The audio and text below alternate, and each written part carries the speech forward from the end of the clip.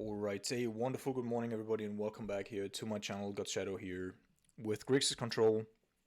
And Dominaria United just dropped. I already played the league yesterday, but it was basically impossible to obtain cards from Dominaria United as of yesterday, but today I could get a hold of a couple, not only the one that you see here, but also for a couple of other decks.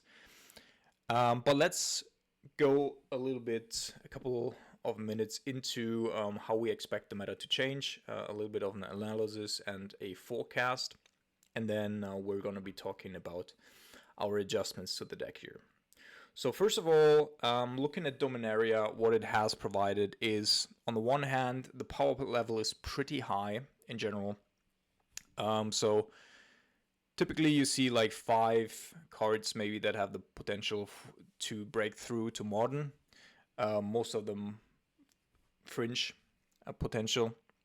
But with Dominaria United we have at least 15 cards that are going to probably see modern play here or there, with a couple of them being potential staples for the format. Now, most of the content creators have, of course, focused on the tribal support and the flash, or both the enchantments. One of them flash, the other one like a sweeper enchantment, and those are really strong cards, of course. But I later want to talk about Airtie here that you can see in this deck. But first of all, so with the high power level and especially the tribal support, we're expecting on the one hand an uptake in creature decks, something that has been lacking from modern for quite some time now. Creature decks have really not been seen anywhere. Maybe like Hammer Time as the only really creature combo based deck, but that's not really a creature deck, it's more a combo deck that also plays a lot of spells. But Goblins is a deck that has been super potent before. It's just probably been underplayed, which will see a return. Merfolk has been making some waves in between, pun intended, and made a couple of top 8s, even in like bigger challenges, with 1, 2, or even 3 pilots in the top 32. So they get a huge push, of course, by Hexcatcher here. Hexcatcher, that's the way. So, and this is probably the best Lord, in my opinion. Of course, the Goblin Lord is very good as well, and the Elf Lord is also very good. But Merfolk has already been like a very reasonable tier 2 deck, I would say. And now it has received a very, very good Lord, and the difference from this Lord to the Curse Catcher is, because you could say, you know, Merfolk always had this ability, but Curse Catcher only counters spells like instants and sorceries, and this one counters any non-creature spell. And of course, you can stack them up, right? So just a very, very potent card by itself. And of course, it's a Lord, and it does have flash, so you can keep your mana open for counter spells as well. Just very good. So I hope that Merfolk sees a return to a certain degree. And what that will entail is that all the spell-based combo decks that we've seen in Modern as of late, like the ones dependent on Transmogrification or Creativity, Living End, Rhinos, you know, all these decks that want to have turn 3 where they can just generate an overwhelming advantage, or turn 4 in terms of Archon, most of the time, unless they're playing some ramp as well. So yeah, and those decks will have a way harder time against a lot of Merfolk in the meta, right? They don't have only have to fight through this dude, but they also have to fight through Mistwalker, which just hoses. Oh no, that. Maybe it's Mistcatcher, Mist something. Mistcaller, alright. So this dude hoses Living End, it hoses Archon decks. It's a really good card in Modern right now. And then there's going to be Hexcatcher, then there's going to be a Force of Negation that these decks most of the time play like 3 off. Maybe that changes now, but still. So spell-based combo is going to be on the downswing in case Merfolk is going to have a higher representation. On the other hand, though, there's going to be goblins and also elves, goblins of which is probably the stronger deck overall. And goblins pretty decent against creature decks in general, so they could also be exploiting that. And of course, goblin grinds insanely well. Goblins was already able to outgrind most of the decks, even in some cases 4C control with Omnath in the format before, but now they have even more of a clock and a threat because they were lacking a couple of lords before, and of course this lord is also able to generate additional advantages in terms of cards. So goblins is definitely a force that needs to be reckoned with. And then there's elves. Elves is very meta dependent, right? It can completely stomp the opponents, but if the meta is used to having a couple of tribal decks in there, then elves also gets pummeled a lot. So we shall see about elves, but Merfolk and goblins is I definitely expect to be back in the meta. And of course, last but not least, humans also, while not receiving a really good lord, they have received a couple of really good additions in Guardian of New Benalia, which I think is completely underrated up until this point. I'll also be playing that in a different league. And as well, this Peacekeeper dude, which also does have a very reasonable taxing ability even for modern. But yeah, that's that. So we're expecting a lot of creature decks to, at least in the beginning, to come around again and join the modern foray here. So we'll need to be adjusting to that.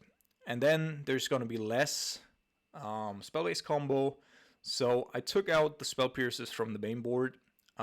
Then, of course, I want to showcase the Murktide.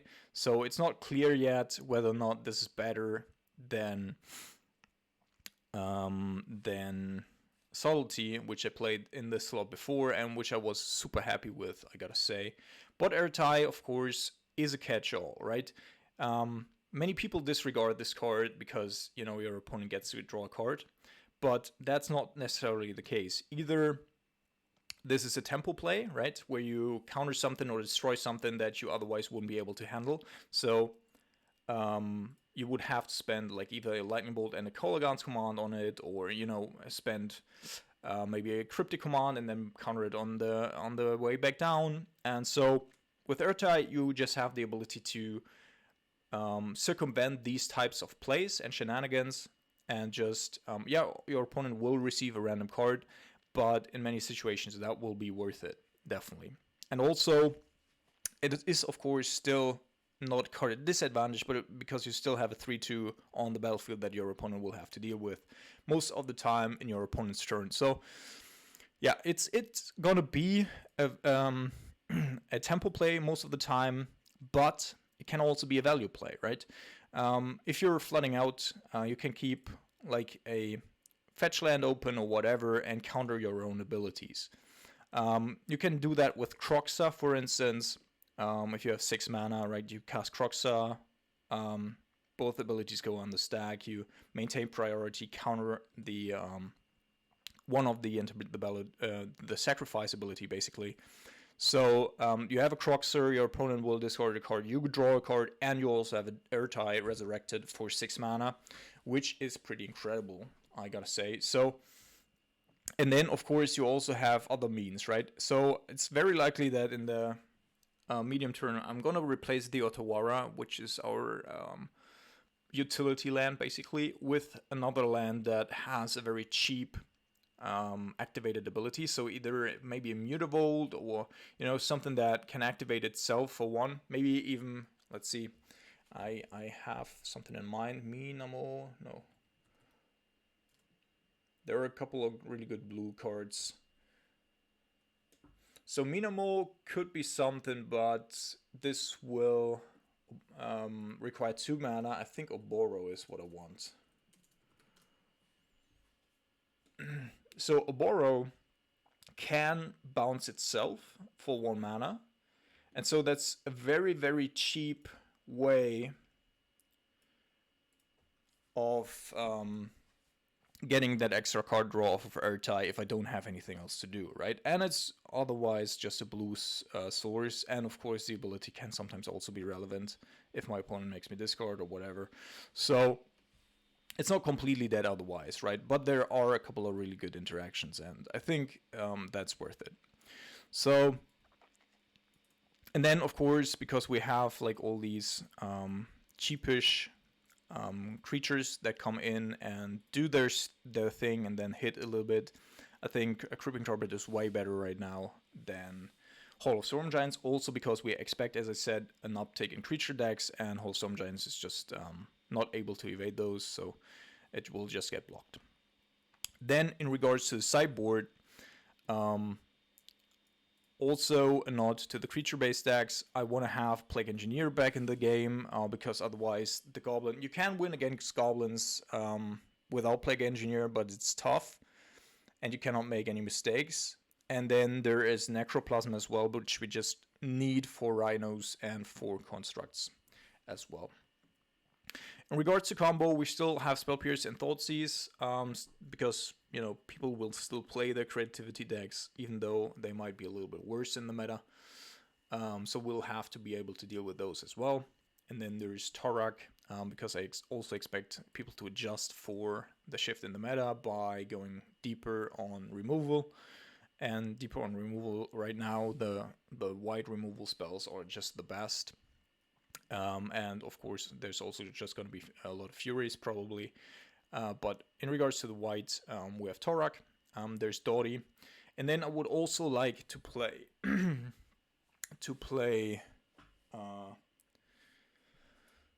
Unlicensors, but I spent all my ticks on other cards here to get them ahead of time, and so I currently don't have the ticks to get Unlicensors back. So yeah, we'll have to make do this league, and then afterwards I can get them back. Okay, so that's it for the deck tag, and let's jump into a league here. Alright, welcome to round number 1. Here against Poopy Wet. We're gonna keep. We do have a playable hand. Our opponent's on a mulligan. Let's see. Starting with an island. Could be a lot of things, of course, but could very well... Well, not anymore. Alright, so... Are we playing against Merfolk here? Is this the dreaded Merfolk matchup? So I probably want to have a Steam Vents here, I think.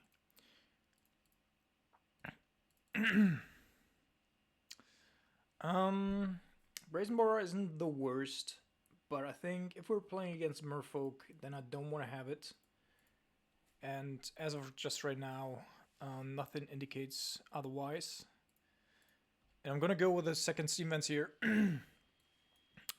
so that we are okay. I mean, our opponent doesn't have anything in the graveyard anyway, just yet. But Omen of the Sea is yeah, alright.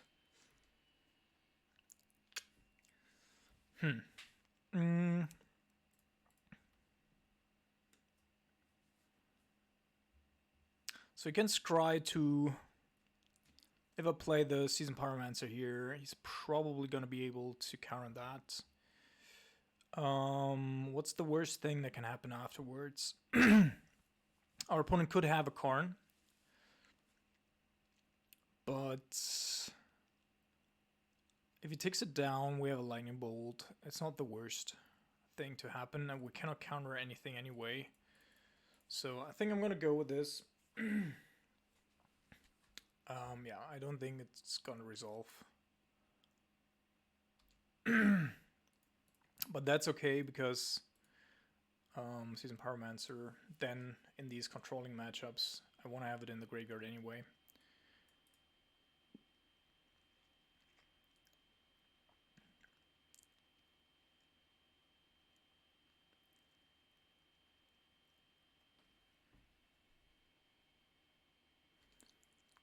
Put 2 cards on top. Must be decent. Could also have been both Tron lands there.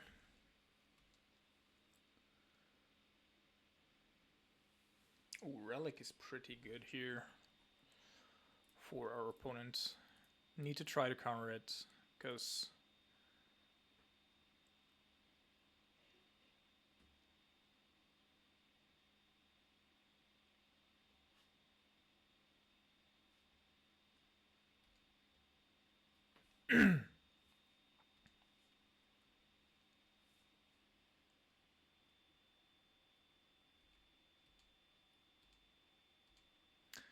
Alright, so next turn he's just gonna go and play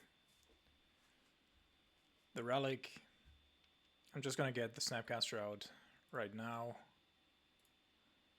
If we are to draw in on the lands, then we can just fetch in response to him casting the thing, and then if he wants to crack, so this way he cannot prevent Seasoned Pyromancer from coming back.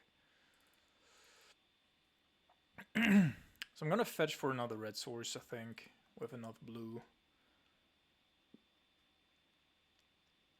And if he cracks here, then that means that he won't be able to cast anything relevant.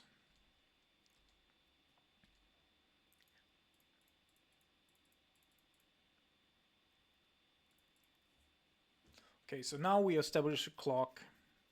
Now it's just about not having our opponent let anything relevant resolve. And potentially we even have 9 additional damage on the in hand.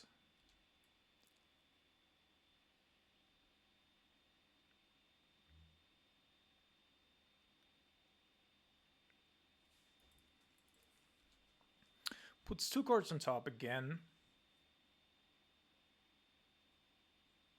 Interesting. So he wanted to have both there. Probably at least one counter spell. Expedition map. So I probably have to respond here. And I will. I'm pretty sure that there is a counter spell, but I don't want him to have enough stuff this turn.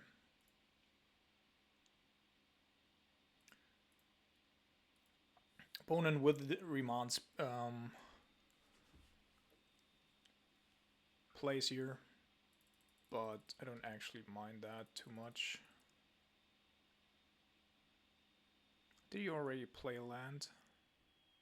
No, I don't think so. Discard Engineered Explosives, interesting.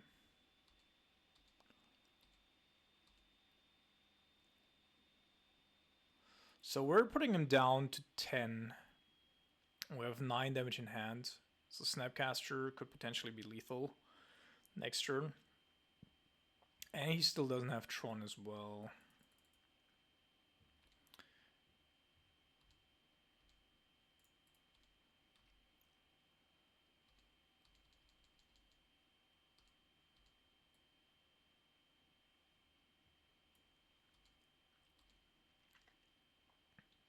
Let's see.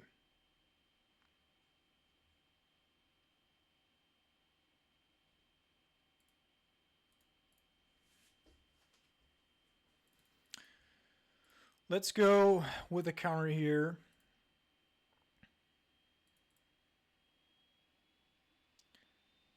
I want to keep the Cryptic Command back to find a spot where we potentially need to bounce a Wormcoil Engine or whatever.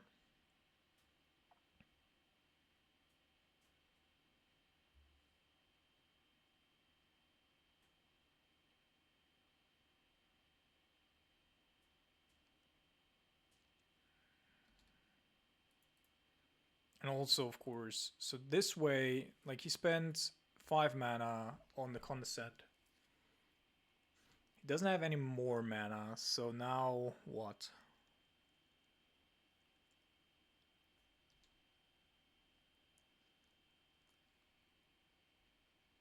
Could be a walking ballista. Choose Sundering Titan, okay. So even if he kills the Snapcaster Mage here, I still have lethal. Yeah. It's cute, but it's not enough. Unless he has a Force of Negation as well. So I'm gonna play around that. Okay.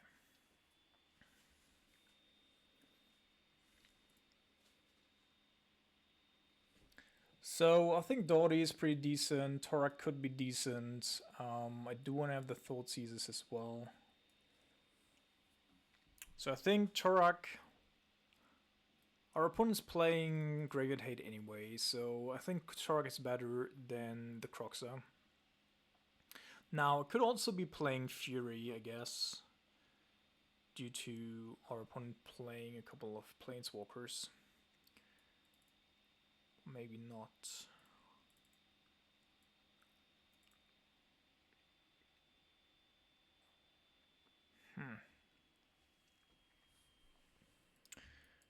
So we know that he is indeed playing, so I do want to have the Brazen Borrower. I think the Season Pyromancer is pretty decent. Want to have Thoughtseize. Probably also want to have the Dotties, right?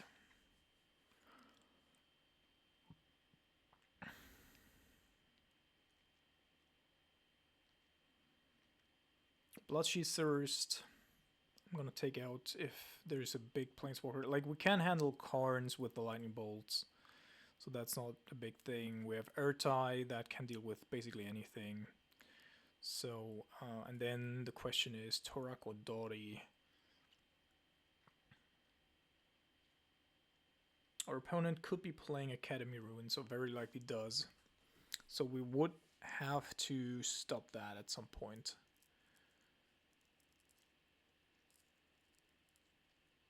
But maybe we can outrace Academy Ruins. Or let's do a 1-1 split. This way we at least have an out to a Mind Slaver loop.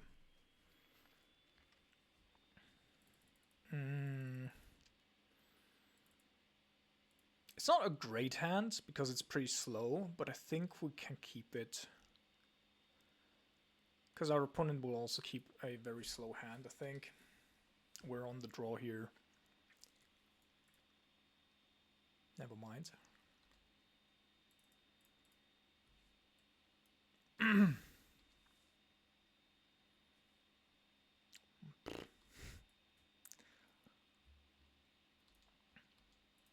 Yeah, the mono blue Tron player having turn 3 Tron is not as common as with other shells,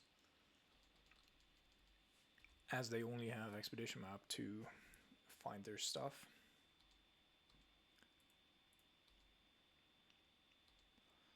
Okay. So this looks like we might be running into a Nimble, and if that's the case, I don't really want to make that play here.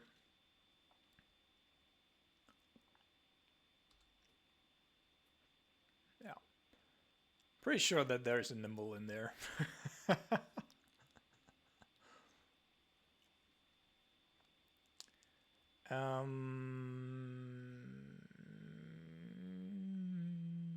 Yeah.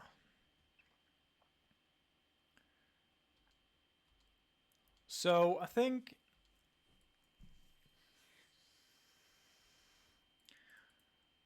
we're trying to get the Snapcaster out here.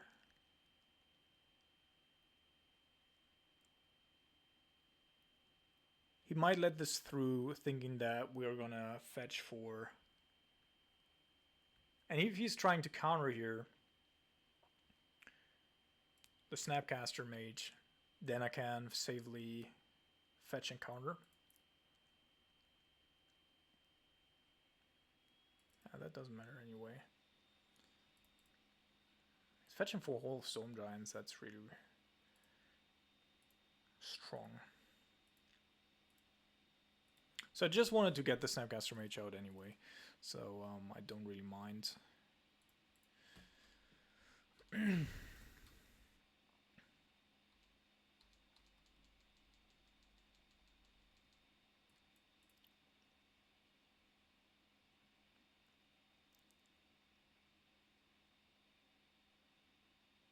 Do I care? No.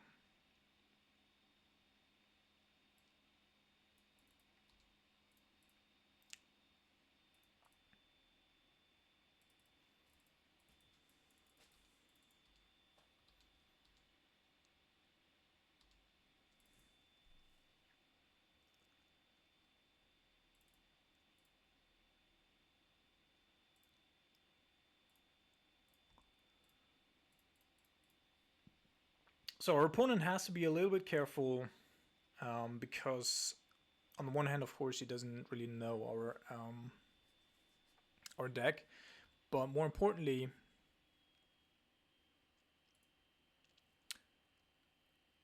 I think he wants to be playing around stuff like Season Pyromancer.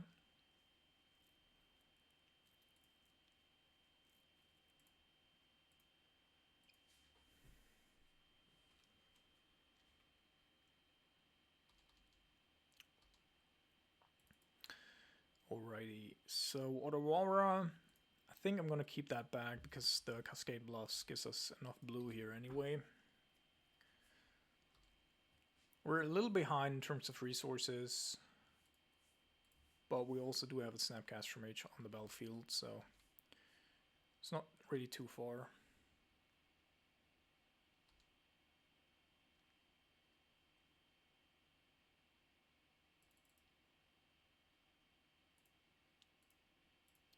Let's see. I think I'm going to tap draw here.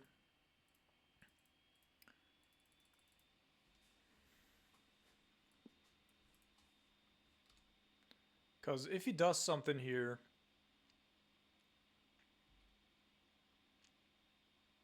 well, Drawn the Lock at least kills the storm, the whole Storm Giants, so.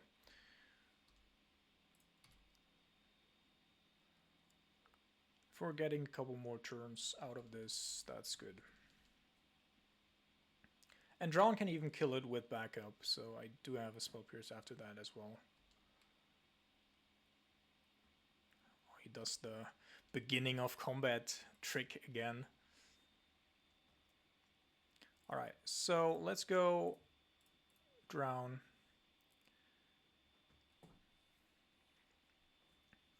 He will let me pay and then probably does have some sort of counterspell. Yes. But he only has one blue mana, so there's definitely not multiples coming, and Spell Pierce should be good. Unless...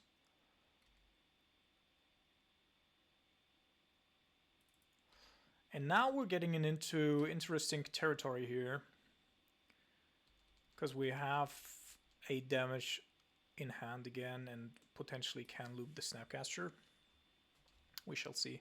But by now our Spell Pierce is pretty dead. Which is not perfect, but it's fine. At some point he will have to do something against... Ooh, repealing a Snapcaster. Okay. So definitely doesn't have removal in hand.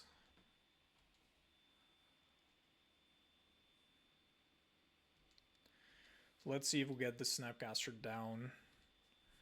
If not, we still have K command to get it back.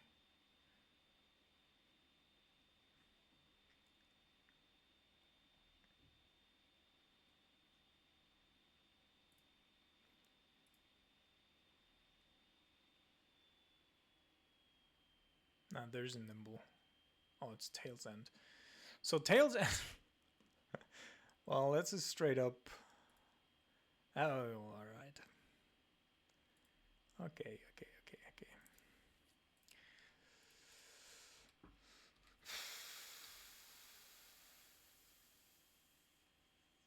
Another repeal? Okay.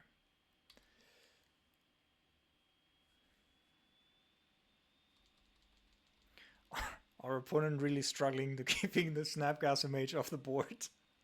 Fuck my life. Alright, so I think we're gonna go and play the Snap. Try to counter it with a Drown.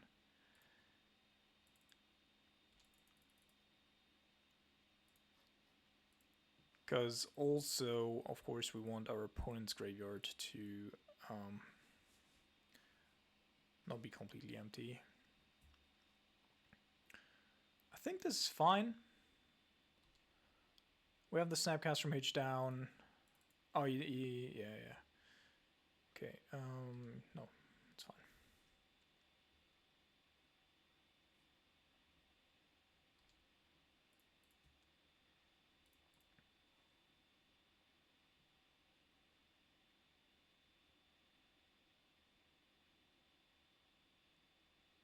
Yep. So basically we need 2 attack turn cycles, and then we have lethal in hand.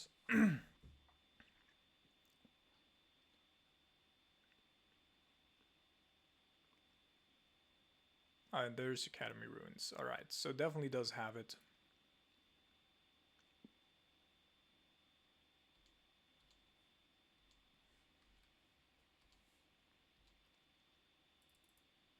Damn it. This is like, I don't know, the 5th land in a row that we're drawing. I'm pretty insane.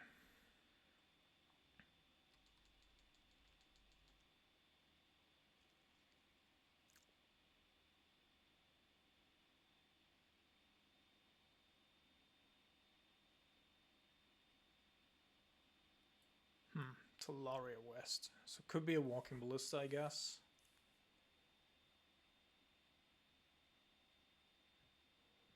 No, it's an Otawara. Lol. Okay, really don't know what's going on here.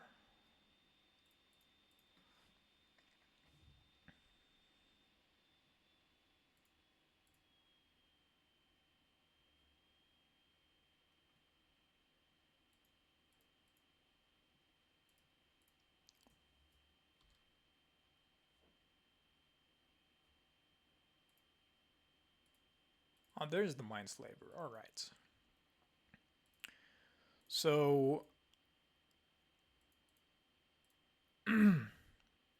we have lethal though. So the only thing that we need to do, basically, is to attack and then utilize the moment that he goes Academy Ruins there.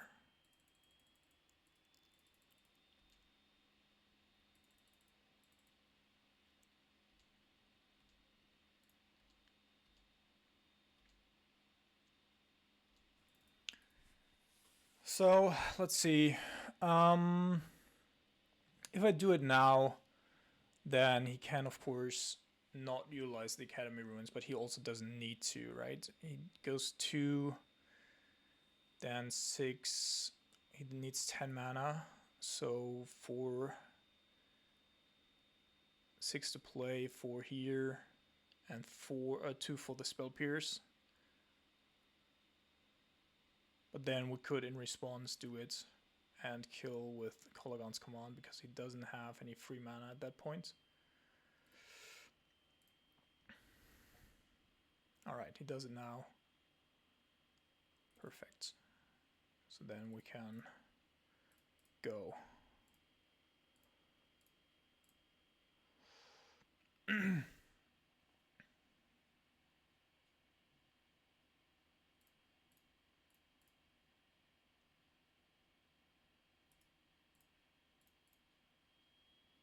I think the only thing that, alright, stops us here is a Flusterstorm, but okay, GG's. Alright, welcome to round number 2. We're on the play, but we have an absolutely not keepable hand here. I think I'm going to keep this, and I'm going to ditch the Croxa, probably, so that with either lands, blue or red source, we can cast the Seasoned Pyromancer or the Archmage's Charm. And the Drowning Law hopefully counters whatever is coming first. Alright, so that means we have the Seasoned Pyromancer, and depending on what our opponent's playing, we might have to be a little bit more aggressive. Damn it. Alright, so this means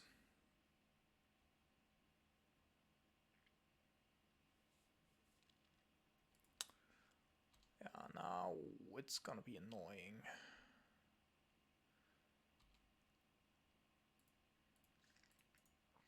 So Living End means we need either a blue source here to have an Archmage's Charm, otherwise we have to go with the Seasoned Pyromancer.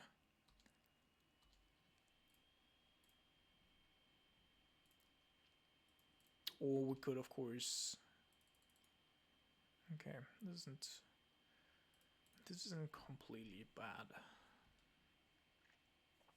So one thing we can also do is we can discard our Pyromancer in response with the K command. But we probably have to hope that our opponent doesn't have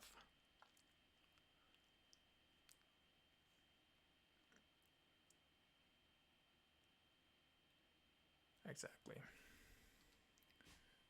Alright, so this means pretty certainly that he does not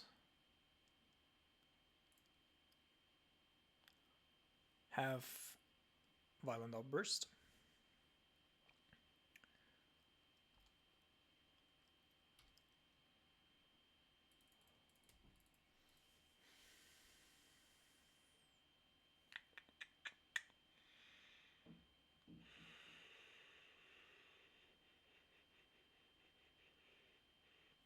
What's the best play here? So if I kill something, the problem is the Seasoned Pyromancer is also not really great from the bin here. I'll probably have to discard these two.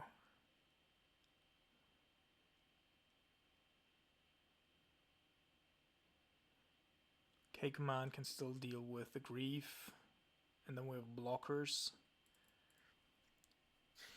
Bloodshed Thirst could potentially deal with the Waker of Waves if our opponent doesn't have. So I think I have to just pass here. See what our opponent's doing. And then if he's not doing anything, I might just go end of turn K command.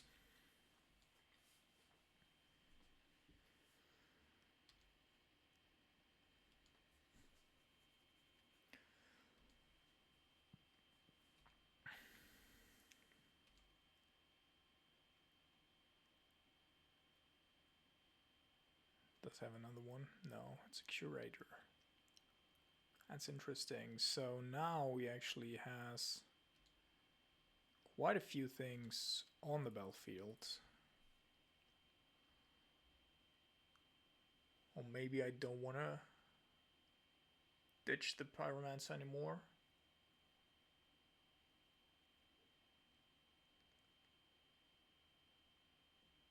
Huh.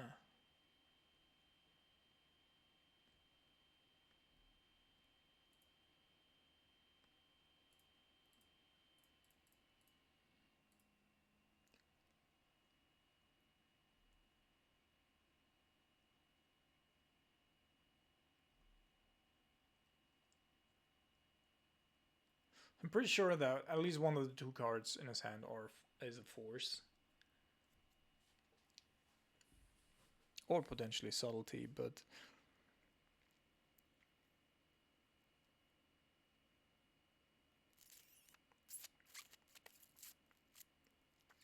so probably have to get rid of Archmage's Charm and one of these. It's not perfect, but on the plus side, we can now go ahead and kill the Seasoned Pyromancer in response to what our opponent's doing.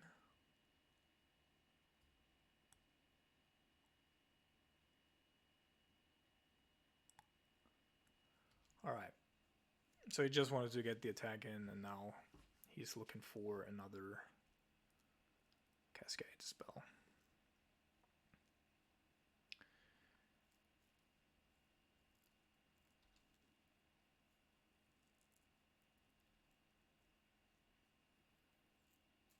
Well,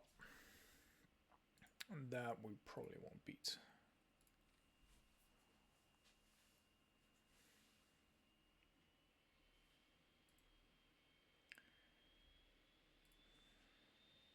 Okay, so this goes out, this comes in, Fury comes in. Croxa isn't the best. It's probably better if we have a Torok in there. Brazen Boar, Cryptic. Even Armored Charm is a little bit lacking here. Let's go with this.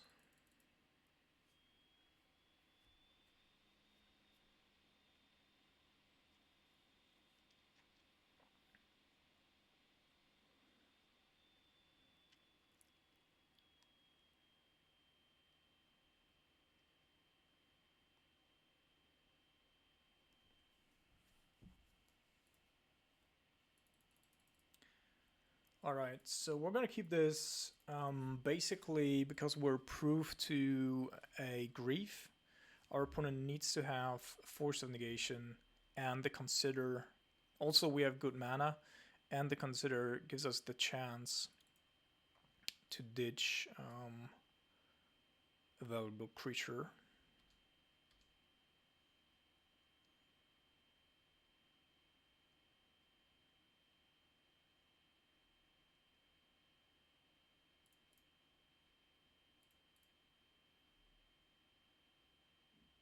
So I'm probably gonna go with the Water Grave here.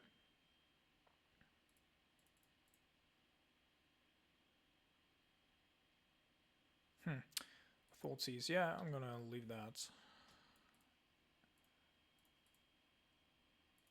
Okay, so no living int in hand for our opponent. As I said, like, we have a pretty grief-proof hand. Multiple counter spells. Thoughtseize.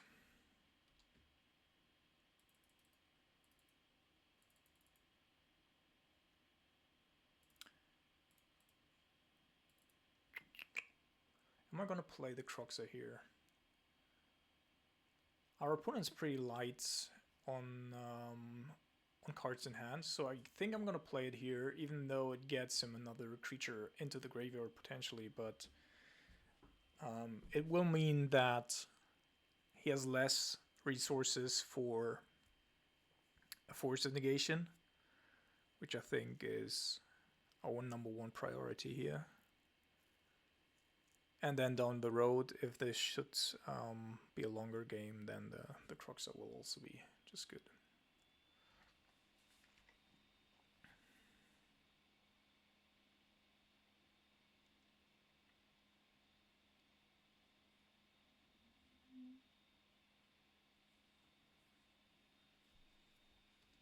Discard Subtlety, interesting.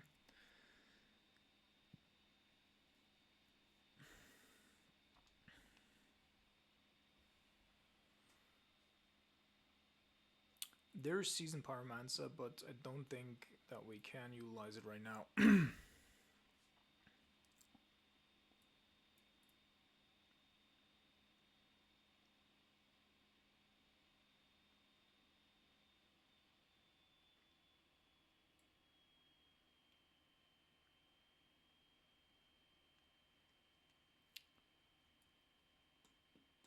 So the good thing is that Croxa is basically bigger than all the stuff that our opponent has in the graveyard. So maybe we can race at some point, especially if he's going here with additional fetches and Street Wraith, etc.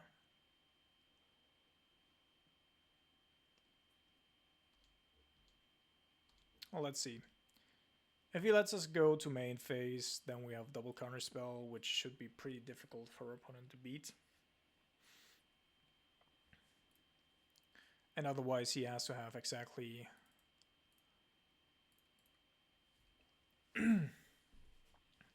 Violent Outburst plus Force plus blue card.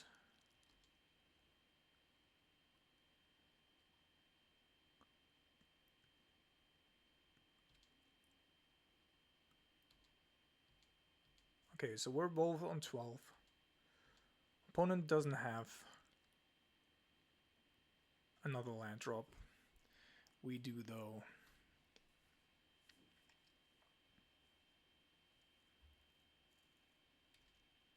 So that means that we can now also utilize the Season Pyromancer potentially, or the Fury. Fury is also pretty decent. So let's wait until his turn so that we cannot get double spelled.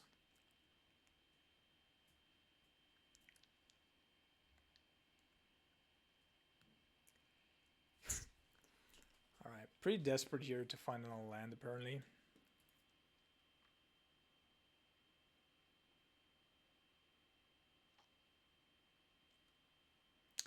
He's got a Grief.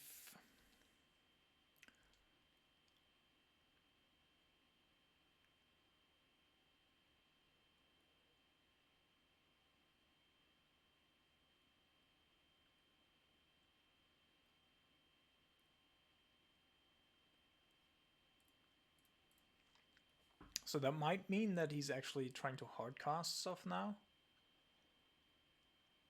Let's see.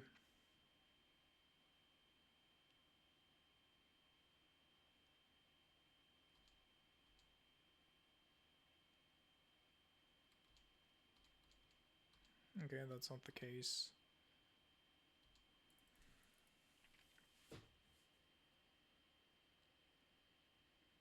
It definitely has one counter spell in hand.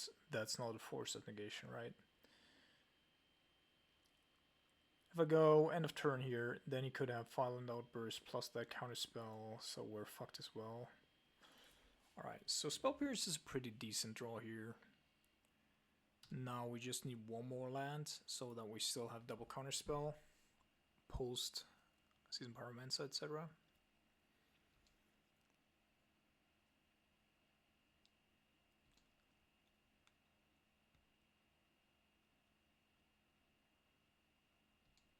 Lol.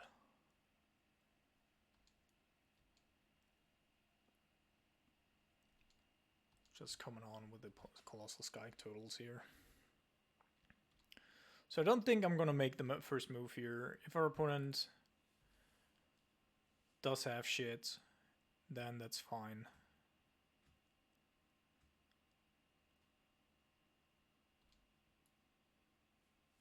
Oh, there's a subtlety, alright. Yep.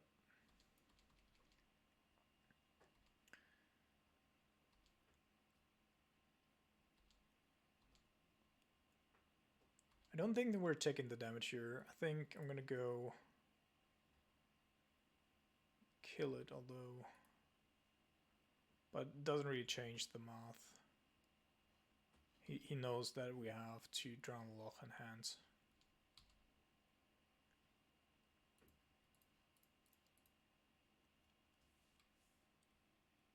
Otherwise I can't do anything anymore, so... I think this is okay.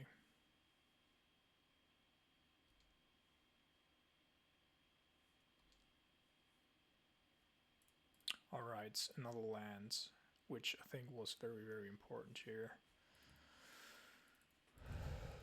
So now we could go with the Season Pyromancer, still having double counterspell up. I think that's the best course of action. Although our opponent could, of course, have a third subtlety in hand. But at that point, 1 to 3, we counter. He has force of negation or whatever. I think we need to get the Fury off the board. Also, we have the Torpid still. as a potential. Croxa deals damage. Yeah, I think we're gonna try this.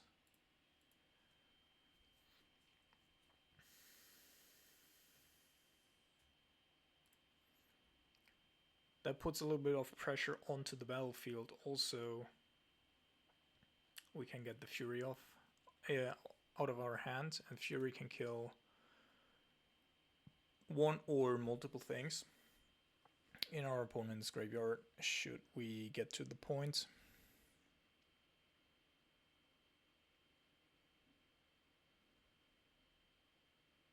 He's definitely thinking about it, yeah. So I think he has at least one counterspell, but hopefully not multiples. Counter.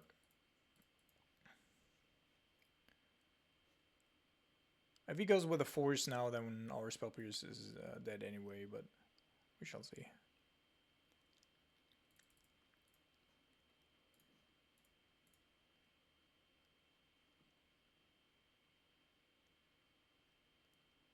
Yeah, alright. Did have everything. Now, Croxa, of course, deals damage to a certain degree.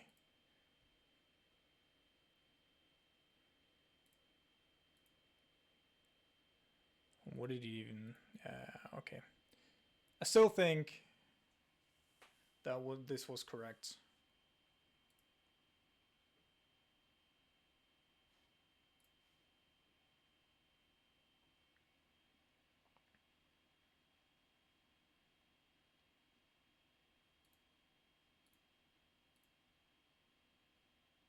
Now, of course, we also cannot utilize the Fury anymore.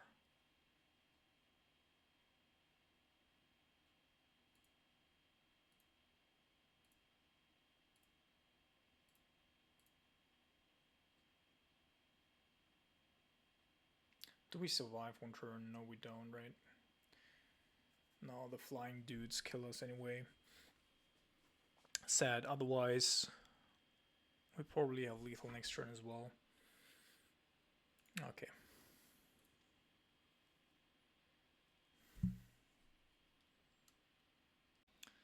Alright, welcome to round number 3 here. Keepable hands.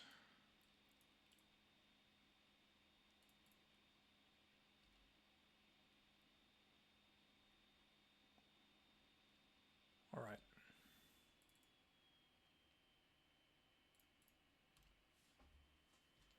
At least no Ragavan that we have to deal with. There's a lot of Rakdos Scam shenanigans going around in the meta right now. That, you know, on the one hand, try to utilize the evoke elementals as much as possible, and on the other hand also does play all the good stuff. Alright, so we know what we're playing against here. I think it's actually worth it to counter the Tainted Indulgence here, because he needs to have something in the graveyard, especially the Grixis variant here. And also it will give us the chance to snap it back.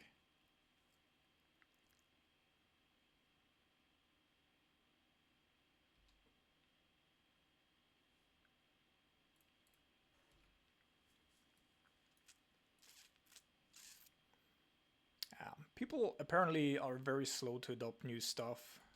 These types of strategies, like if they were to be running into Merfolk decks, I would probably completely obliterate it. So I think if he's not doing anything here, I'm just gonna go and draw 2. Because we still have the Snapcaster, who should be good for another turn. Now we also have Murktide. And then we even have Snap Archmage Charm as well. So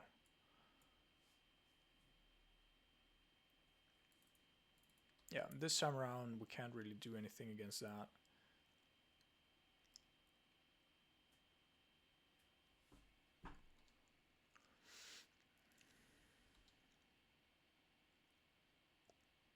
Let's see. It's probably a creativity deck that also plays Persist. Because he's just playing mountains here. So maybe that's his angle. Yeah, so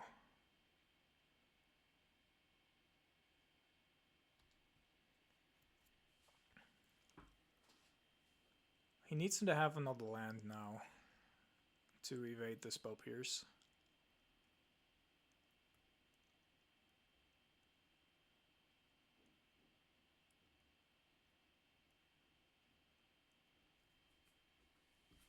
Assuming that he's going to take the air tie.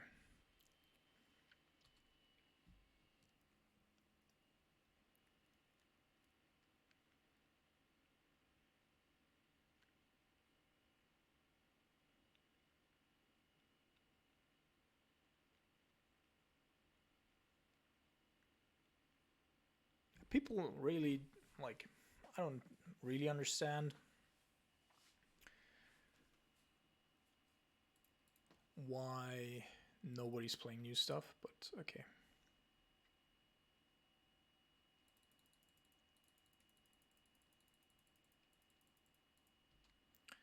I mean, yeah.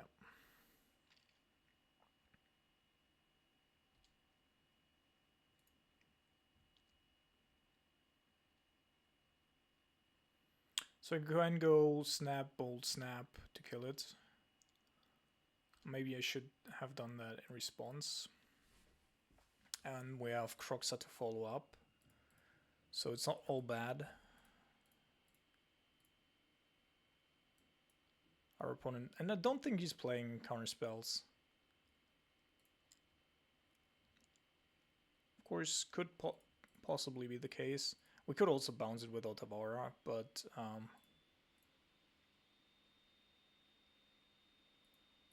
he's already 5 mana, so we'll probably be able to cast it at some point. And that can also be our plan B here. It does have a Spell Pierce. Alright, so then we're going to bounce it in his turn.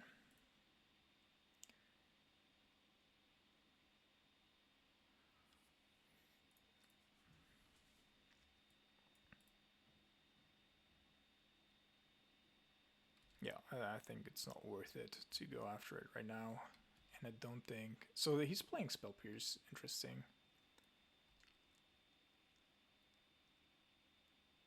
And there's the Dwarf Mine. So, and there's a Creativity as well in his hands.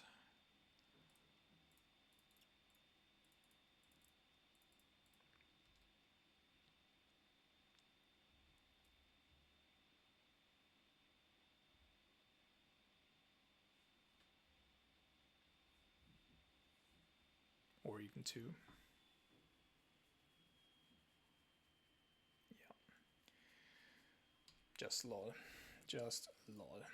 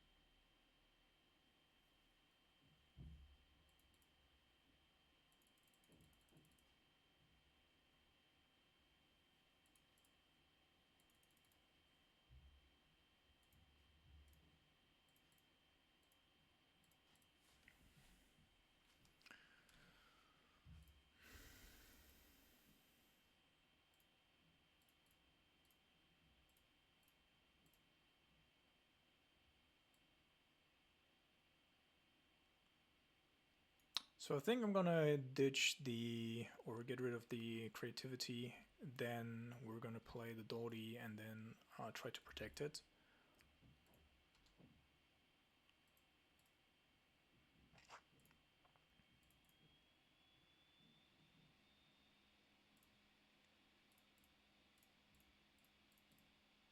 Because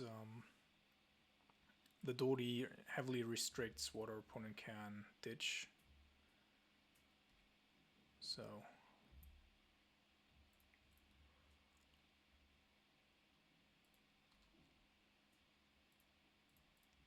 now we have a counter spell as well. Let's see.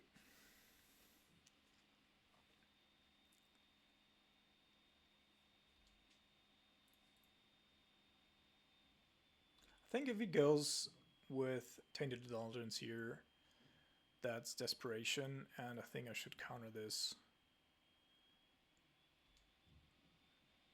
Because we're somewhat restricted on mana, and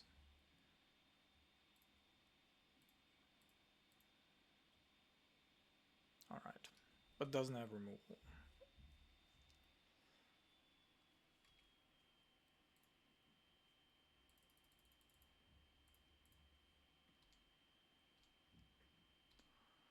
And I think in his turn, we're gonna go K. Well, are we? No. We are not, because the K command does deal with the token.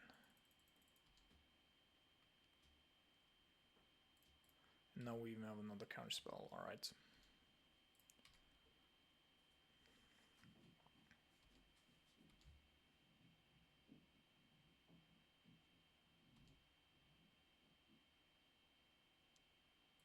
So we could go with creativity if we had it here.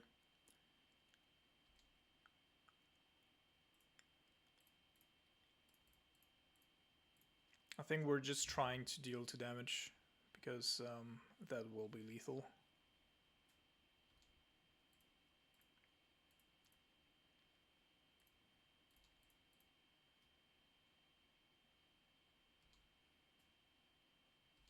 Spell Pierce is at least itself Spell Pierce proof.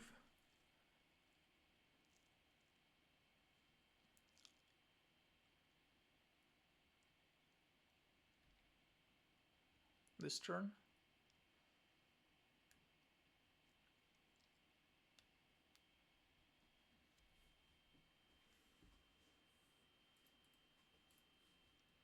And yeah, the ley lines, of course, with cards like Tainted Indulgence that want you to discard a card anyway, and ley lines become way, way better.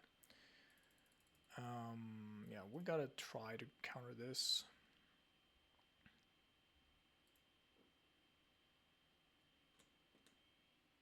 He didn't even... Let's hope that there's not another counter... Lol. Just lol.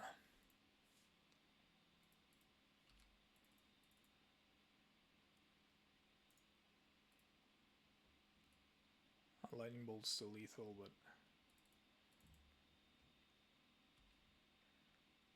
Murktide, also lethal. So you don't necessarily have to do anything with it. I could block here, but I don't think I will. Yep, it does have another one.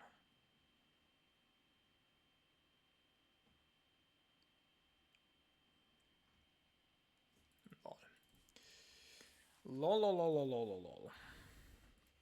Alright, let's counter this. I could, of course, also play Murktide, but if I counter here with the Murktide, then he still has a blocker, and since he targeted both, there's really not a whole lot that I can do. And here, this is the situation that I was talking about. I could potentially... Alright, so he doesn't have anything. Yeah, he's just attacking. That's fine. So now I'm gonna fetch, keep priority, play Murktide, counter my own fetch trigger to draw an additional card. of course, it doesn't do anything because we won here, but I just want to showcase what you can do, and then we have a cryptic command in hand, and that's a pretty neat. Like, you have a lot of options with the airtime in case nothing happens.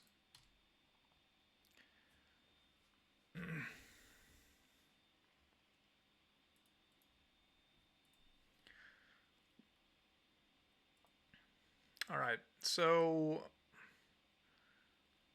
since our opponent's playing Leyline anyway, I think I'm good. Maybe one Fury in case. Oh no. Actually, I probably want to have a Plague Engineer, right?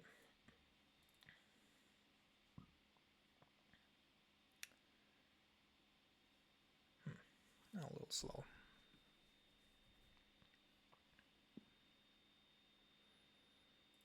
No, Spell Pierce is decent. Multiple counter spells. We have enough mana. That's fine. Also, we have a threat with the Brazen Borer plus potentially Kolaghan's Command, which I like as well.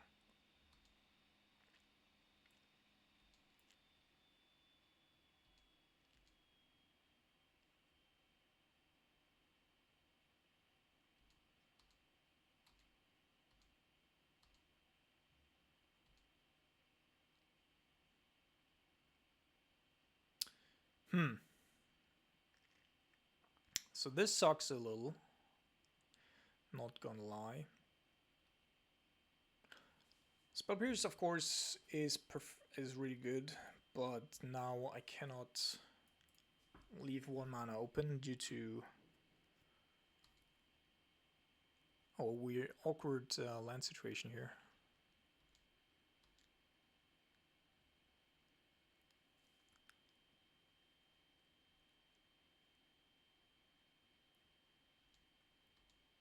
Shocked there?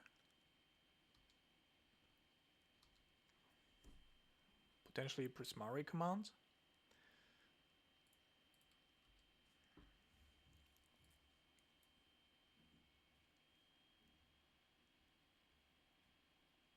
Yeah, our mana is not good here.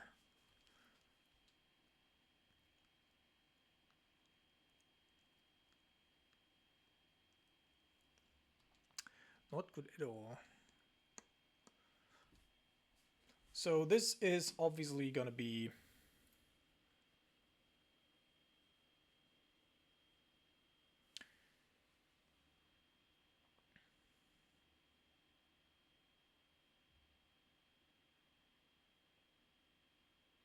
a dwarf. Question is, do I want to go and play the Brazen Borer right now? I don't think so. I think I want to have a Brazen Borer plus Spell Pierce up.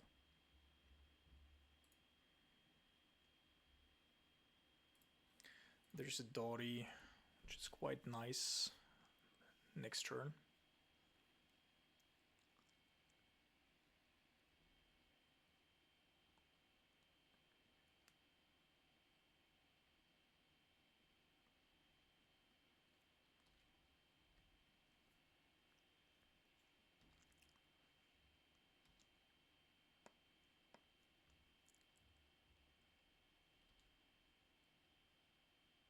Oh lord. Wow. Max punished here. Fuck. Wow. Alright, so now we have to go all in here. Because we can't really do anything otherwise. It blocks our complete, like, everything. Alright, let's go bounce this. So that that's gone at the very least. And then if he has a counterspell here, we still have a Spell Pierce to combat it. And then obviously he needs a fetch land plus a creativity, which is not the world to ask, I guess. But this is something that we can at least counter. Okay, so we have to escape a couple of things. Not gonna lie. But that was also somewhat unlucky. And it appears that we might have actually ditched all of it, which is great. So if I go Dotty here, our opponent probably does have removal, right? But he currently apparently doesn't have the means to combo off. So let's do this and play the Dotty.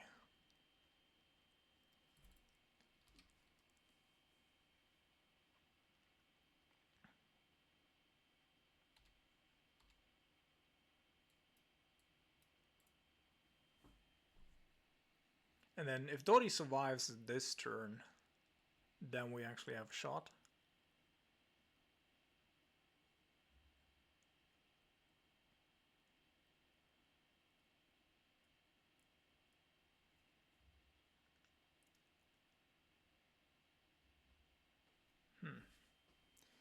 Does have a collective brutality here as well, and ditched something. So, I mean, we do have protection and I can get it back. He can only take the drown or the spell piece. He already played the land, so he doesn't have the means to do to keep up counter magic as well this turn and combo off either through the graveyard or through other means, and that will mean that we have the K commands up for a decent 2-for-1 to get back the Dotty. Or play the Brazen Boar, that's also a possibility, of course. Alright, took the K command, which makes sense. But that means that we still have a threat in the air and a decent amount of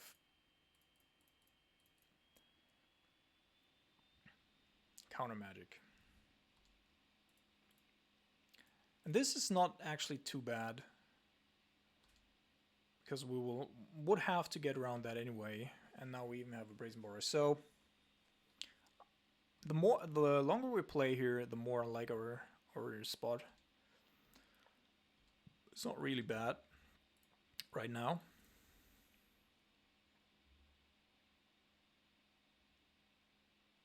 I'm gonna try to get back the Dotty. Okay, we have priority, so that's fine.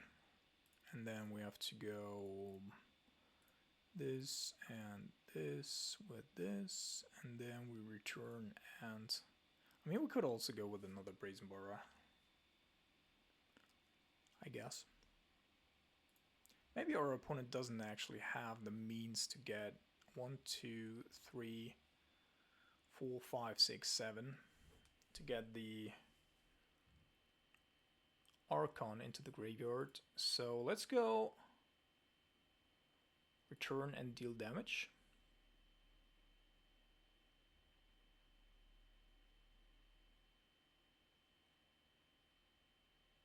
Spellbreeze is getting increasingly bad anyway.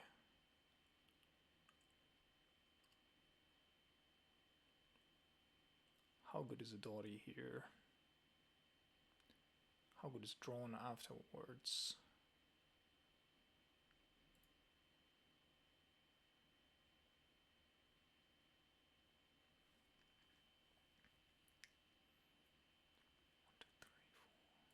No, I think there's currently nothing in the graveyard, but at some point he will have the ability to do so.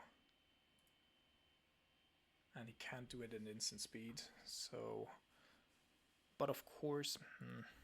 no.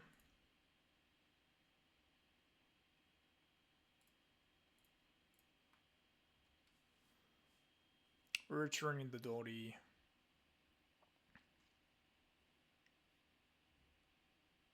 Alright, never mind.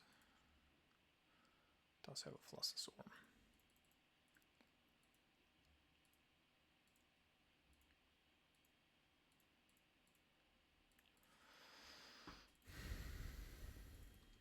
Alrighty. Now the counter spell certainly not too bad. If he wants to block here, that's fine too. Because that just means that's an Archeon less that we have to worry about.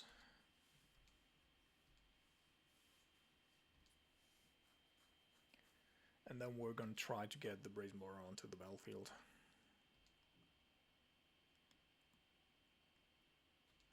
Alright, place Swamp. I think we're just going to play the Brazen Boar right here. Because we, like, if the last card in his hand is an Archeon, then we really have to put a little bit of pressure onto him here. Of course, we can counter it with the Drowned Loch, and now also with the Cryptic Command and Counterspell.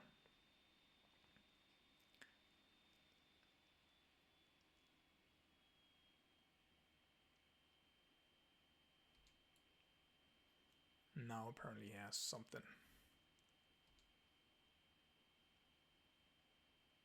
So if it's a creativity, I think I'm just gonna go and kill the dwarf token here.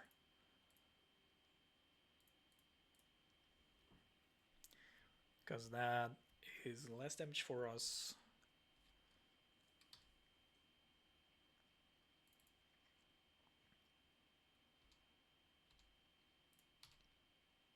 And I think he did it to prepare a potential Archon. Okay, apparently not. So then no clue what the last card in his hand is.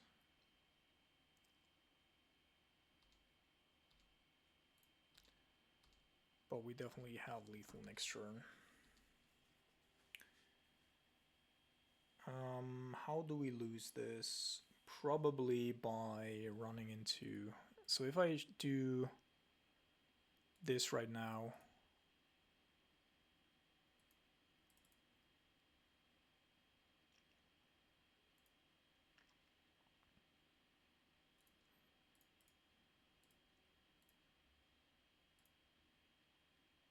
No, I should do it in his upkeep, right?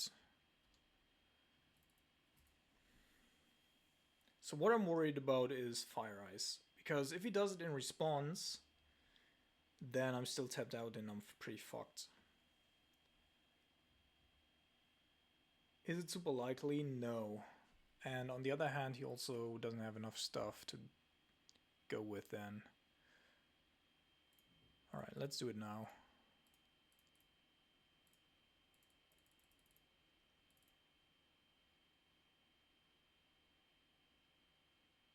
Alright, there's Persist, and that means no matter what he's drawing here, we have him.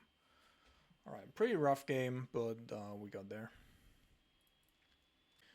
Alright, welcome to round number 4. We have a not keepable hand here, and this is not much better. But I think we're gonna keep this. We have 2 Considerers. I was about to ditch the Polluted Delta. And we have a Brazen Boar to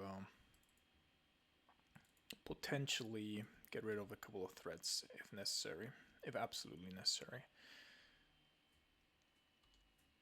Alright, so Fairy Island Consider means we're probably playing against Murktide here.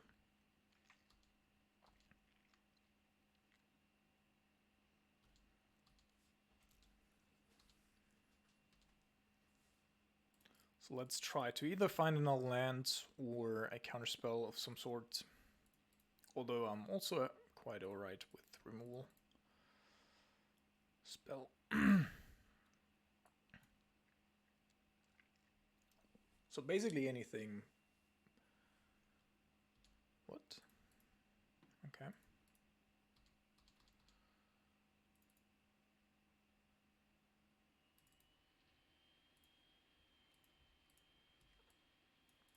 So I was gonna say basically anything besides... Or maybe he wants to, yeah, he's probably considering here and wants to go with a Murktide.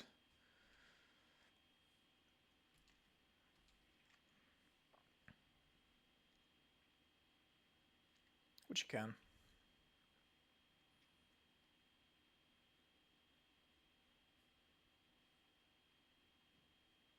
Very aggressive spell pierce.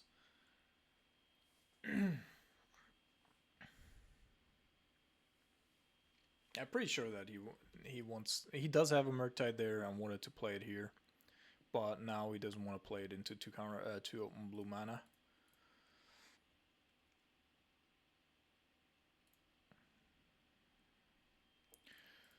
So let's try. I don't think I can ditch that because I need it for Cryptic and for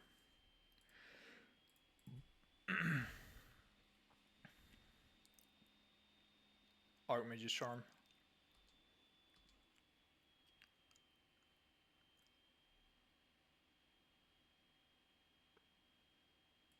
Ledger Shredder.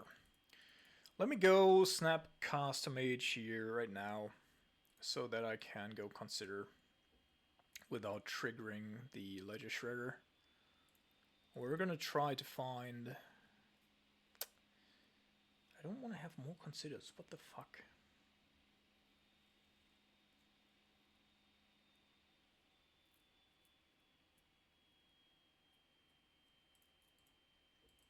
Well, I mean, we would have drawn it anyway.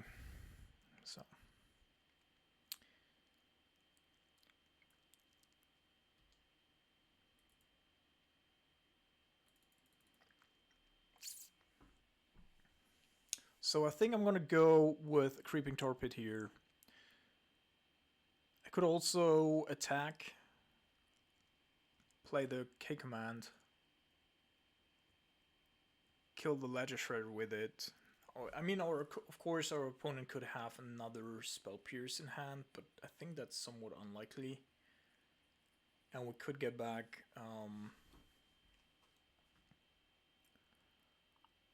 Snapcaster Mage from the graveyard. So let's try that. If it doesn't work, then we're gonna play the Creeping Torpid and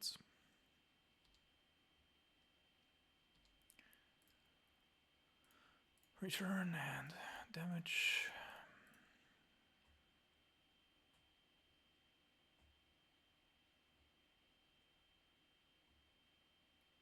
I was like, huh? Because in that moment it didn't show the damage anymore, which was a little bit weird. Alright, Expressive Iteration. Certainly a very good card.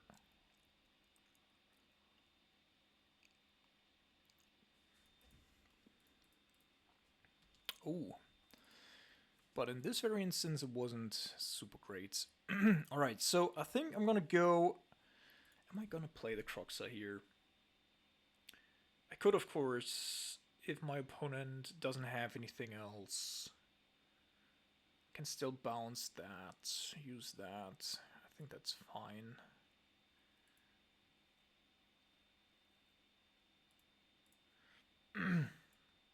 But we're pretty low at that point in terms of life total, which isn't great.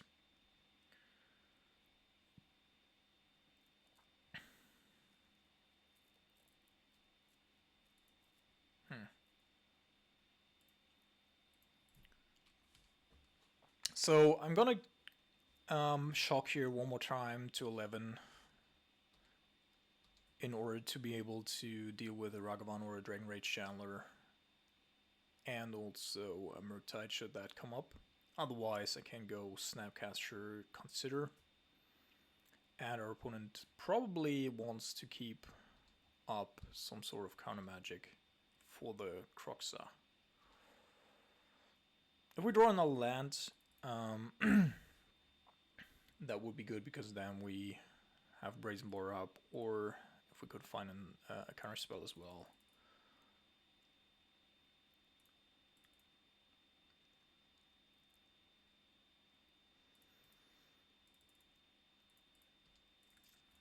Alright. So let's do it this way. Huh.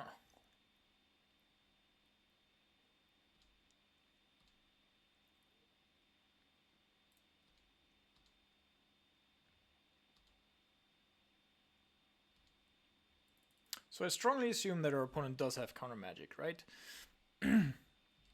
So we're not gonna go with the Croxa right now.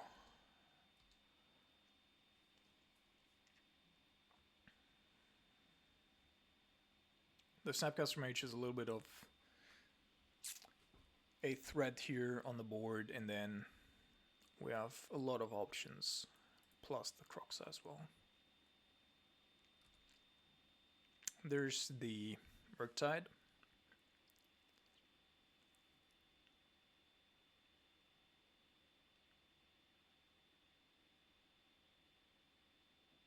I'm gonna let that resolve. And then end of turn, I'm gonna fetch 1. Go Brazen Bora, and then I assume that he's gonna try to counter here. If not, we can just play out the Brazen Bora, that's also fine.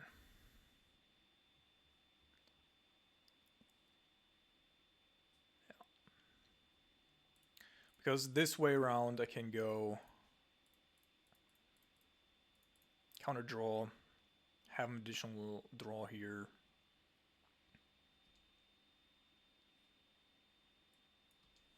And then our opponent can recast the the thing, but not for a whole lot. Black, red, red, black. 1, 2, 3, 4, 5. Boom.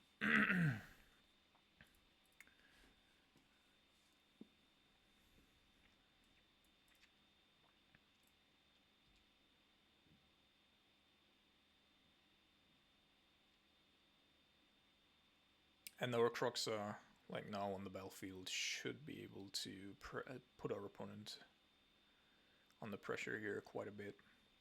Of course, our opponent now has the option to discard another spell in order to grow the Murktide again. But we have so much damage on the battlefield already with Lightning Bolt. That's actually fine for me because that bolt is 3 damage that we don't take. We're basically exchanging 3 for 1 here.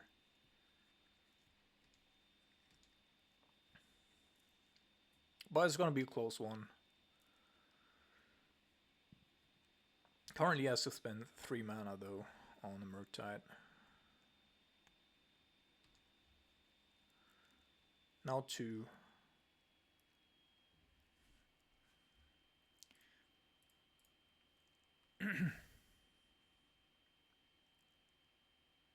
If he doesn't have a Spell Pierce here, I think we get him. Yeah, that should do it.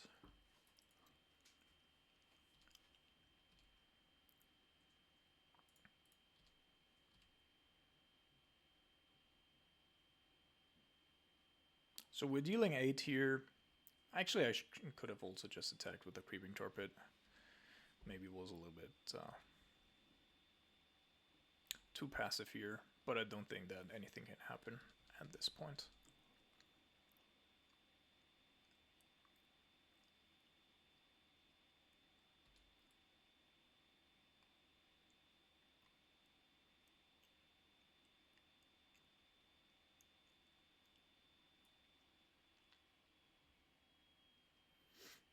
All right.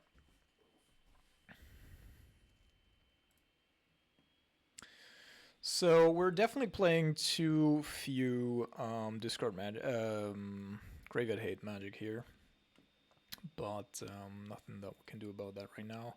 So I'm gonna ditch these.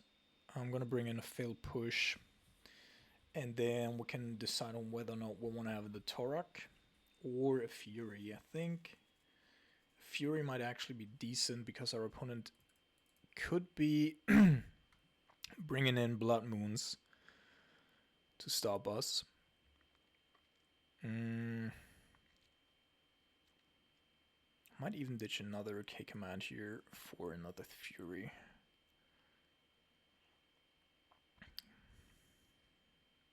Very much depends on our opponent, but I think the Furies could be really decent here in many stages of the game. And 3K commands should be fine as well. There's not too many things that we can target with it aside from unlicensors.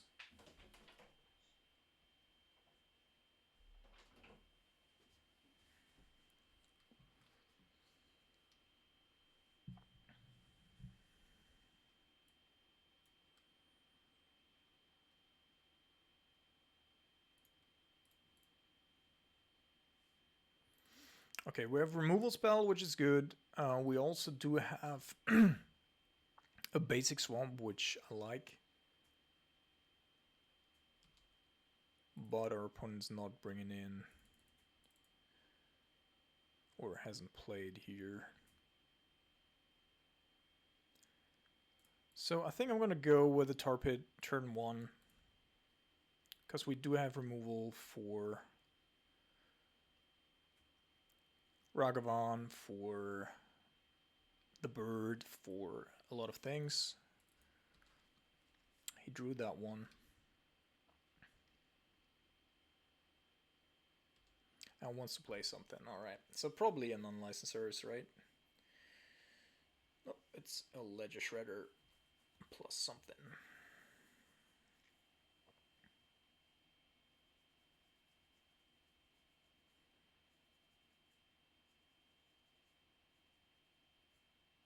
Let's see what he's gonna discard. Okay, so it's consider here. Have to be a little bit careful now. Obviously, okay, so now we have another one of those. That's fine. Or do I want to do that next turn? I think we could give him one turn here with the Ledger Shredder. And then, I mean, I still have the Lightning Bolt. And we have Brazen Bora to bounce as well. But Murktide is certainly pretty decent here. But I also don't want to be running into a Blood Moon. Yeah, let's give him this turn with a Ledger Shredder on the battlefield.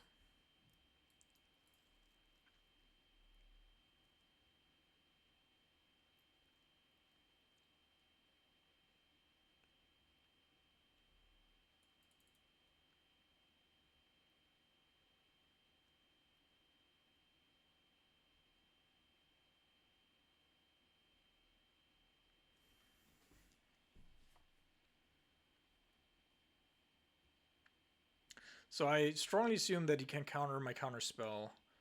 What I don't know is whether or not he can get rid of my Lightning Bolt. Maybe it's just a spell snare. So I think Lightning Bolt's better here for us.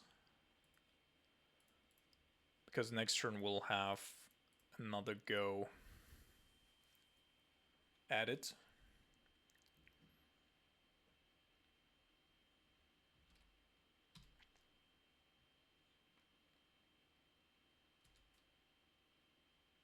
Alright, Spell Pierce.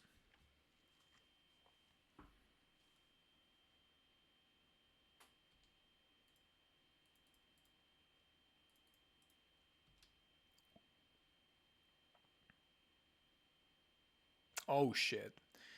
Failed Push would have been fantastic here. Oh, anyway. Let's kill that one.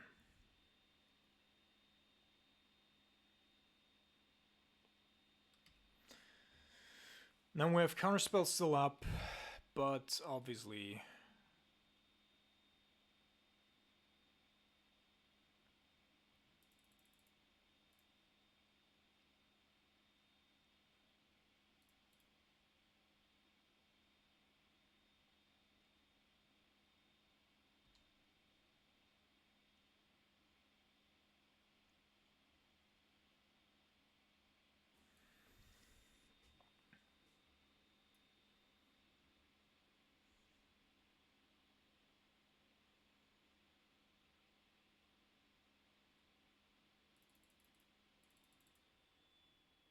Alright, let's try to counter this. because it's going to be triggered anyway. See if he does have another counterspell, which he doesn't. So we got rid of the Ragavan. Now we can also get rid of the Ledger Shredder. And then... Okay.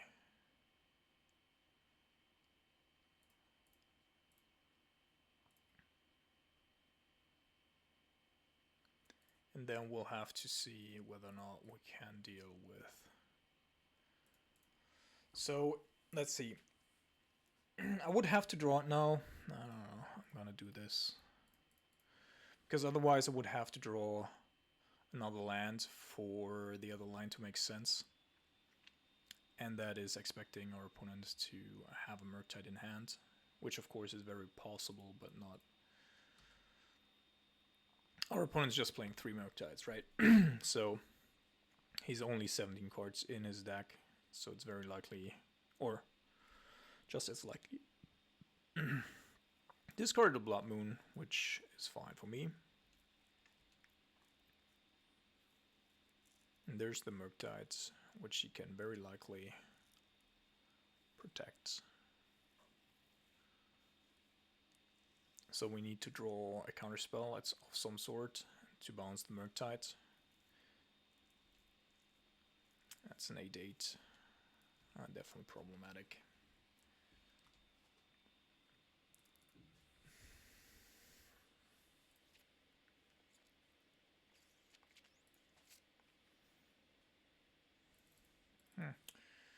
Otawara is actually not too bad here.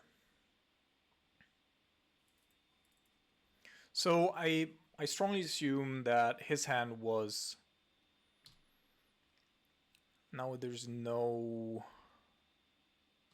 spell whatsoever in his graveyard. So I strongly assume his hand at that point was counterspell Blood Moon Murktide. So he decided on maintaining counterspell and Murktide.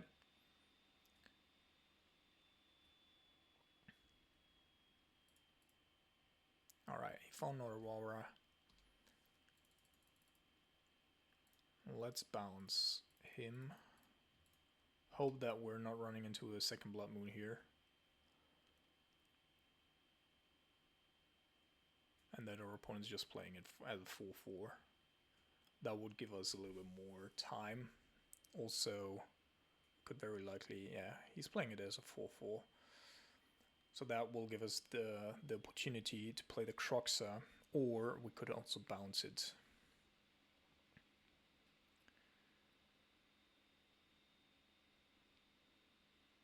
No, doesn't want to do it, and the reason is that indeed he is keen on countering our Croxa here.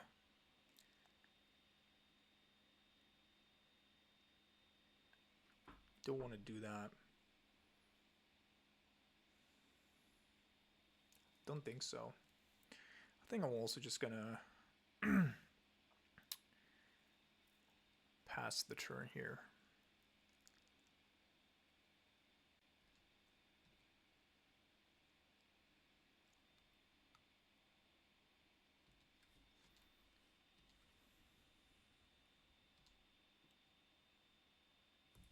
So I could go end of turn, K command my Croxa, right?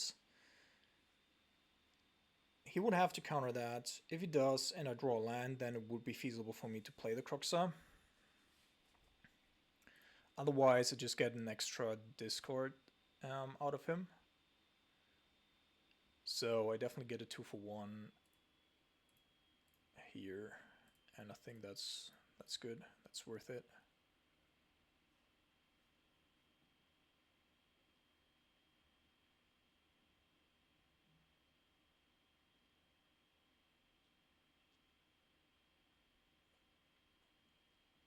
We need to do everything to protect the Brazen Bara to just bounce the Murktide again. That's the main goal here. So if he counters this, then I'm probably gonna go with the Croxa there. Next turn. Okay, Hell lands. I'm not gonna go like What do I need? I think I'm gonna go with the block crypt here. So in case I draw on the land, I can go. All right, that's fine as well.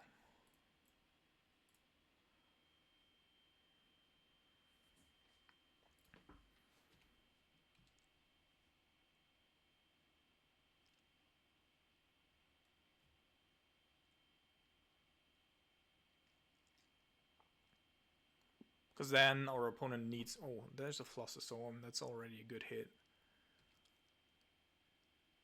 Very, very decent hit here.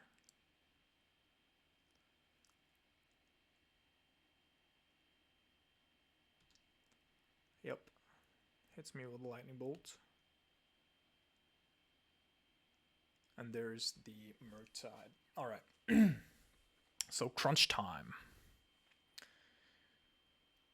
Now it all depends on whether or not... So I expect our opponent to still have at least one counterspell in hand to protect his Murktide here. But we have a bounce spell, so the Murktide, depending on what he does, is going to be significantly smaller. And then if it is, and we draw a land here, then I can actually bounce it and maintain.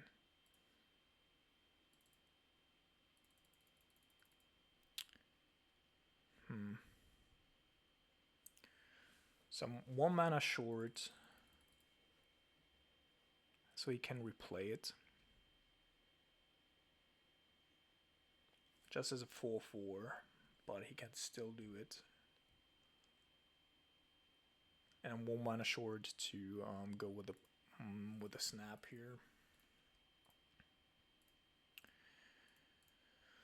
So let's bounce it right now. See what he does. The Brazen Bar otherwise at least is a blocker. This is pretty fucked up. That's such a good hit for our opponent. Wow. That's a really good hit for our opponent here. Because now we don't have... Like, he discarded 1 Blood Moon. This is the 2nd Blood Moon. Typically, these decks only run 1 Blood Moon and 1 Magus of the Moon. Of course, he tapped wrong. But anyway. That's a really good hit. Now we have an issue. Now I need to find Seasoned Pyromancer.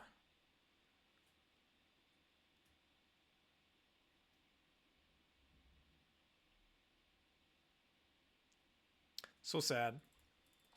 So sad. We were 1 short, like 1 mana. If we had drawn basically any lands, then we could have had some shenanigans there. But anyway. So it's a 4/4. We can take 1 hit.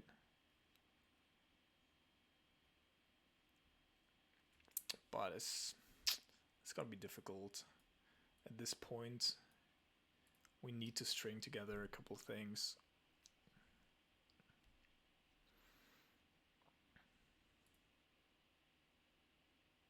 Oh man, we already had our opponent. What a lucky draw.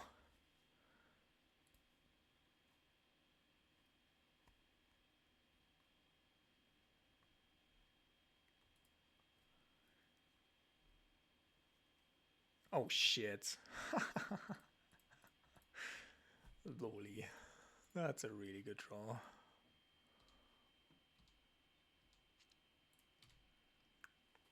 Also, we're dealing 9 next turn, so this is gonna be a 2-turn clock.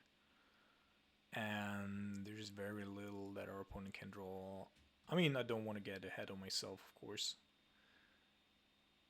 But Fury here is pretty dope, as they say. And there's a lightning bolt, so we got lethal here. Just lol. That's really, really lol. Alright, let's try it. See if he does have another counter spell here.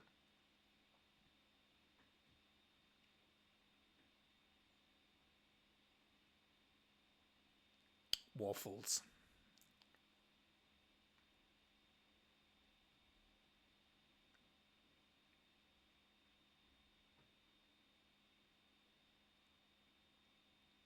Alright, GG's. Alright, welcome to round number 5. We're on the play here. I think we're gonna keep. We have a decent turn 2, but we need to find more lands, obviously. But across the board, like, we have counter magic, we have removal, we have a little bit of value. So let's see where this is gonna be going. And yeah, so I had completely forgotten the last game that I actually, for that specific situation, I sideboarded the Furies and it paid off. That was pretty decent.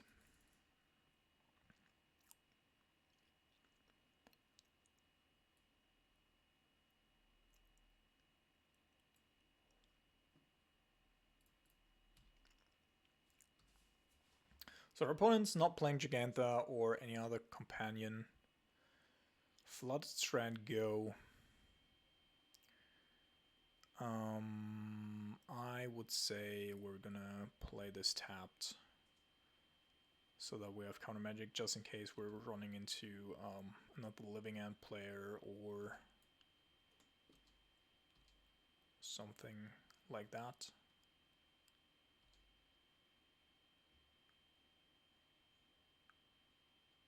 Alright.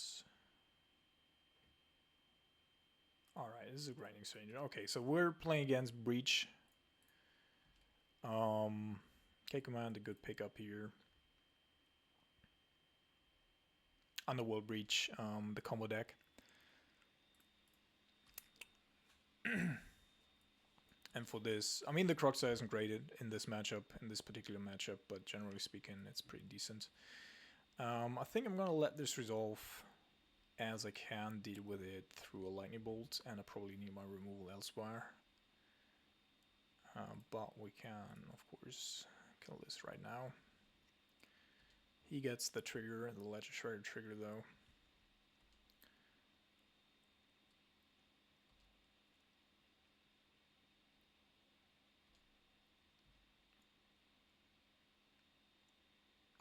Alright, Cryptic Command, not the worst. Especially if our opponent's stuck on 2 lands. These decks run very few lands because on the one hand they have Ragavan plus Moxo Amber, and on the other hand they just have a lot of draw spells and such as well. So I'm probably gonna shock here because I want to have double red, not only for Croxa but also for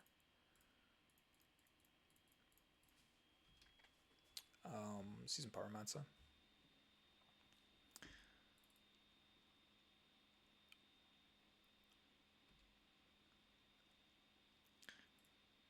Murktide. So Murktide, we shall see where we're needed.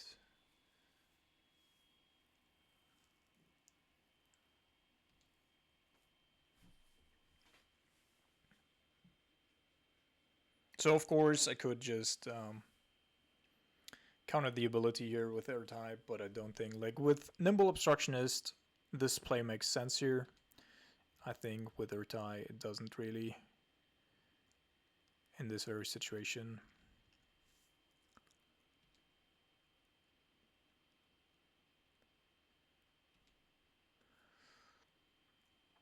And I don't really have to do anything, so I can.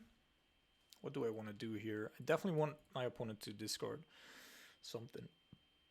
I think I'm just gonna go discard and destroy this thing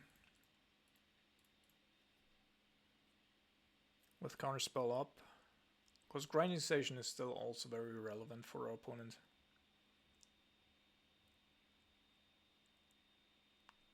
Now, sacks itself.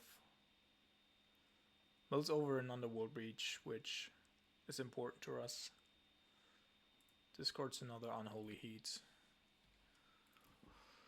If we draw another land, alright, I won't go all in here until we draw another land. So I think I'm just going to go with an end of turn Murktide now. Probably have cleared most of the removal spell in our opponent's deck. Let's see whether or not we can make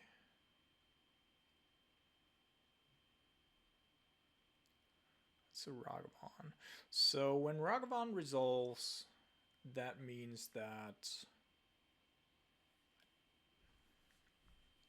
he will have an additional mana through Moxamber. I could Urtai here. Spell Pierce doesn't work, and he doesn't have anything else that can interact with Urtai, so maybe it's the best play, but that will give our opponent another draw. And that will mean that if he does have Underworld Breach, he can replay the Ragavan and a Mishra's Bauble. But nothing else, right? And we get the Urtai on the battlefield, so we have a threat. I think it's worth it, probably.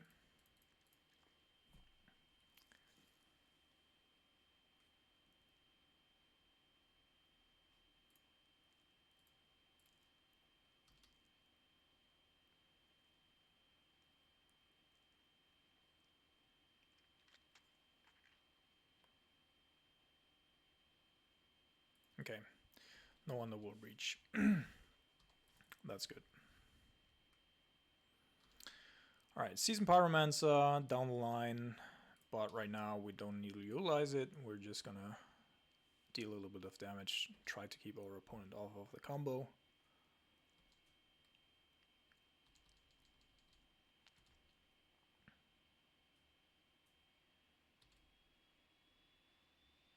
Yeah, Ledger Shredder is just annoying. I'm gonna counter this.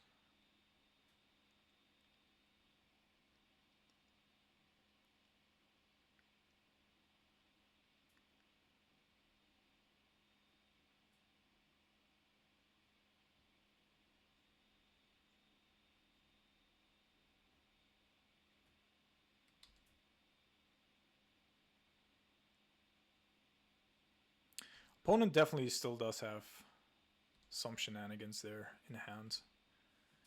He missed land drops in between, and he was thinking about utilizing it there. So Emery isn't a big deal because Cologon's command deals with it pretty well for us.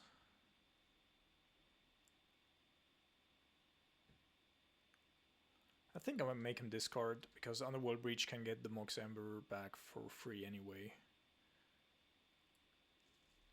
Okay, perfect. Let's go. Target player discards right now.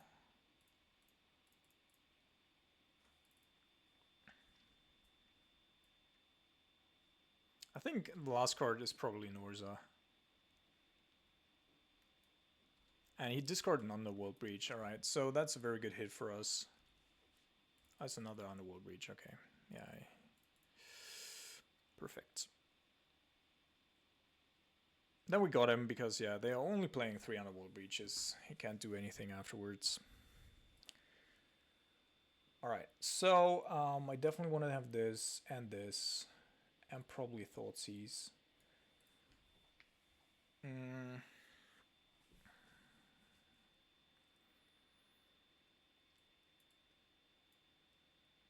I could also see Fail Push, actually. I think I don't want to have Croxa. I think I don't want to have Season Pyromancer. The 4 K commands are very important here. Very good. Brazen Boar is still decent because our opponent's also playing Urza Saga, I think. Cryptic Command. We have to find the correct spots for it. And I think the Blushy Source may not be as good.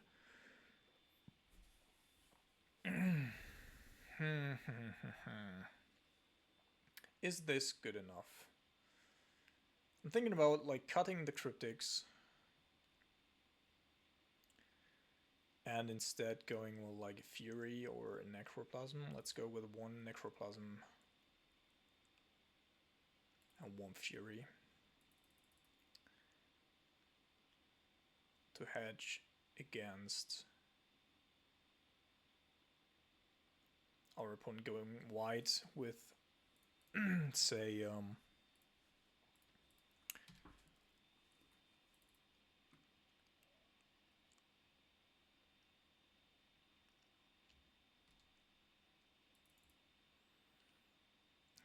That's a good draw.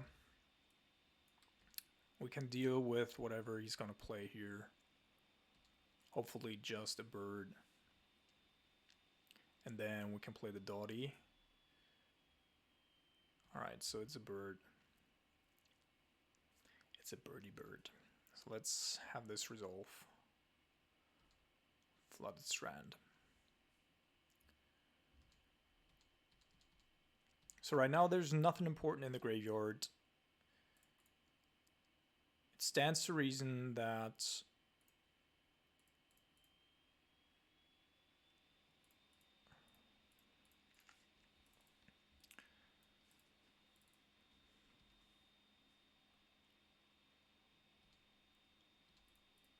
Dottie should be pretty decent here. So because now grinding breach, grinding shit thing, whatever, is pretty bad. That's pretty decent though.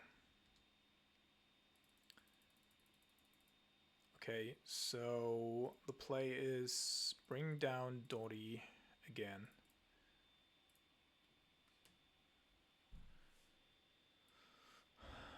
Do I need to shot myself? I need to be a little bit careful here. We do have the Steam Vents and we don't have double red outside of Fury right now. And K-Command should be able to deal with most things. Also, I could Dottie the Teferi. Let's try this. Ditch this. Urtai isn't bad. A very good catch-all answer.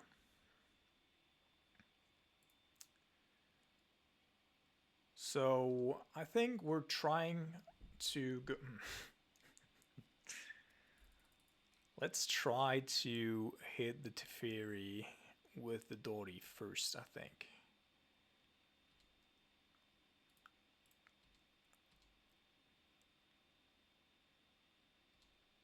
Because if he has removal here, then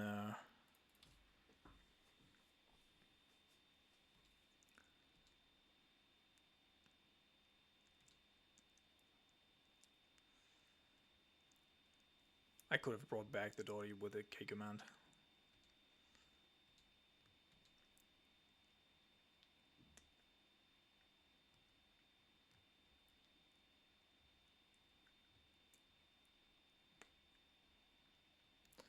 So I think I'm going to go K-Command here right now. And if this doesn't work out, as conceded. Alright, GG's. So let's have a look what we got. I got another 4-1, which, you know, is very good. But no really easy matchups, and also not a lot of creature decks as anticipated, but people weren't playing new cards at all, basically, so... Oh, whoops. No, I don't want to open all at once. Sign of Draco is decent. Baldur's Gate. And the last one is Bishop of Binding and Conspicuous Snoop. Conspicuous Snoop could actually be pretty decent at some point. We can play a round of goblins as well. Alright guys, I hope you enjoyed it. You can see that I already made 2 changes here. I got rid of the Torak and added 2 more Dotties, because especially against the Living End, people apparently are still playing it, so we have to have the sideboard for it. And yeah, Dottie is just our best option there. Other than that, I was pretty happy with our performance. We played against a lot of meta decks, top decks, and came out on top against both those established strategies as well as against some fringer decks. So, hope you enjoyed it. Have a great weekend, guys, and see you guys around.